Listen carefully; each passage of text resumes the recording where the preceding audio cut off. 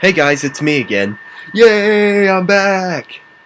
Well, only for a little bit. I'm thinking about maybe putting one video a week, of solving Autism's puzzle. And I just kind of left it alone for a couple weeks just to see if my if my YouTube show gets any attention or gets more attention or anything like that. It's not to try to be popular. I just want to see how many people were into my videos, and I just want to be able to see. I just want to be able to see how many people it was able to get to.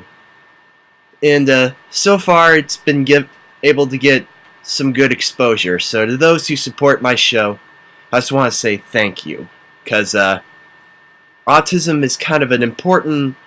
It's kind of an important cause to talk about, since a lot of people have since a lot of people since it's been like spreading around rampantly, and and it's it's really growing, so it's really gotten closer to home. So all these episodes I've been doing of this show it's just to be able to get the word out and to be able to tell people, hey, autism's coming to your doorstep, so you might need to be aware of what autism is before you could end up being lost being lost in the fog of ignorance or something like that.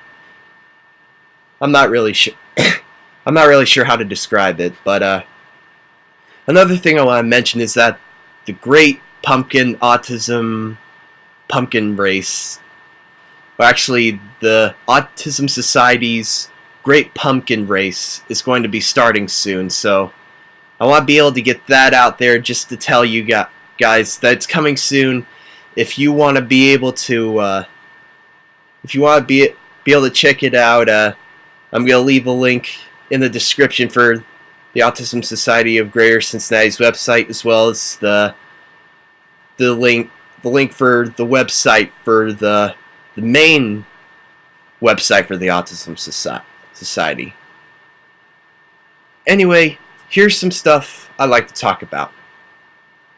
Now, this is a new segment on my show that I like to call Autism Facts According to Greg.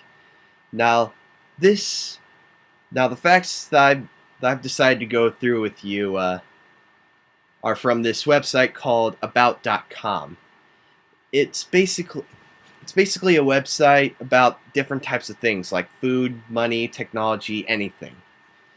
And for this one, I kind of found it while looking up facts about autism on Google. So so I'm gonna just read it off here and be able to tell you the different types of things about autism. Now it says here that autism is a spectrum disorder. Now, what this means is that there's different ranges of symptoms with autism. Like a person with autism can be like, they can be kind of unverbal or something like that, and not be able to talk to anyone, or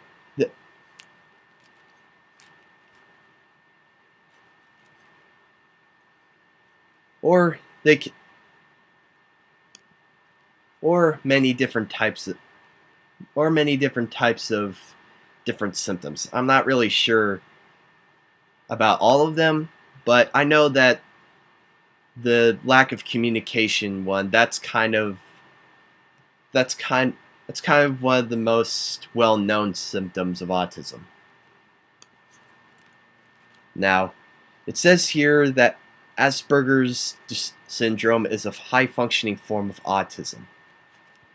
Now, a lot of people may think that Asperger's syndrome and autism is kind of different. In a way, they kind of are, but Asperger's is kind of a different.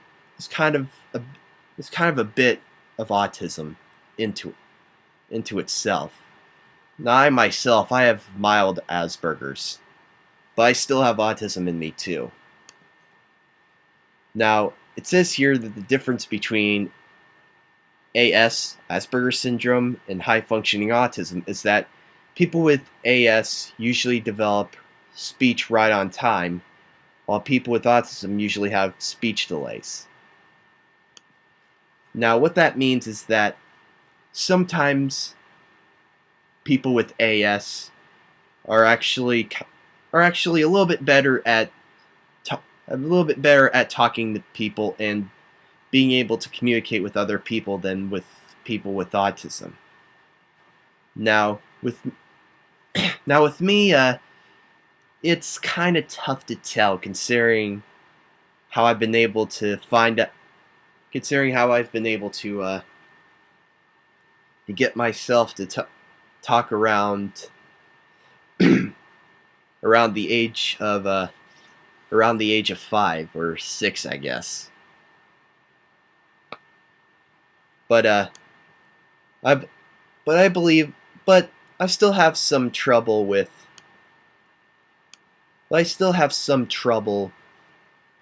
trying to be able to know when I should talk and when to be able to communicate with someone I want to talk to. Now, here's an interesting one. People with autism are different from one another. Now, now this is definitely one I've been pointing out to since I've been saying throughout these videos, hey, people with autism are different from one another, and and autism is complex. It's too complex for anyone to understand, and I think it's mostly because people with autism tend to be a lot different from anyone else. Now, I think a lot of people believe that they know what autism looks like by seeing this show called Rain Man, or another TV show about autism. It really says here that if you've met one person with autism, then you've met one person with autism. And I think that really says it all for me. Now, it says here there are dozens of treatments for autism, but there is no cure. And like I said, autism isn't something that you can just cure right away. I don't think it's something you can cure at all, considering how it affects all of us, and it it is a part of us. It's a part of those who are affected by autism. I myself, I don't try to hide from my autism. I like to kind of embrace and try to spread the word out, because this part of me is something you can never take away, no matter how many times you try to study it. And I think as far as that goes, I th I think, like it said, people with autism can definitely improve, which means that there's absolutely nothing to cure about it. We just need to let autism take its course and be able to let the child or the person know that this is what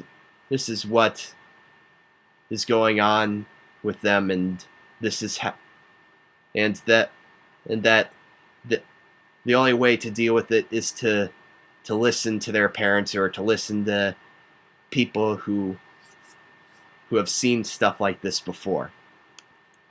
And my last one is, there's two interesting ones in there.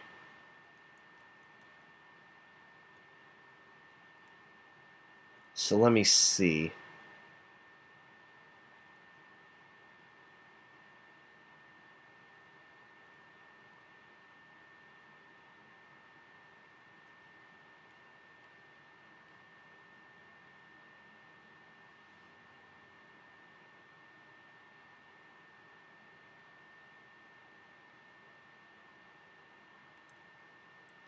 Oh, here's one.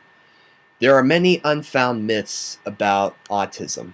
Now, a lot of people say that autistic people can't do this or autistic people can't do that. Like, autistic people can't. Oh, that guy is diagnosed with autism. He's never gonna drive a car. Or that girl is affected by autism. She's never gonna get a date to the prom. But the thing is, those myths aren't entirely true. No one has found proof that those myths are actually real. And the and the only way to be able to tell for sure about someone with autism is to be able to understand that person with autism and to be able to understand what that person is going through in their lives. Not just to like point and judge to them, because that never solves anything. In this kind of situation, you have to be able to get to know the person personally. And it's kind of funny that I say that, but still, all jokes aside, it's better to know the person with autism before drawing any conclusions, because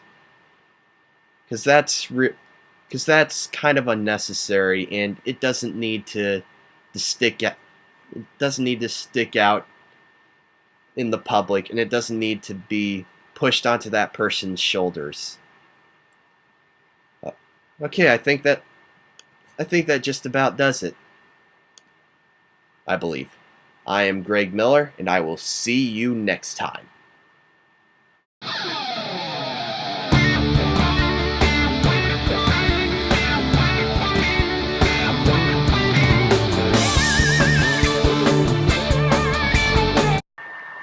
Now, this is kind of a new segment on my show where I get to show you guys a little bit about what autism really is, and not what I've been telling you what it is.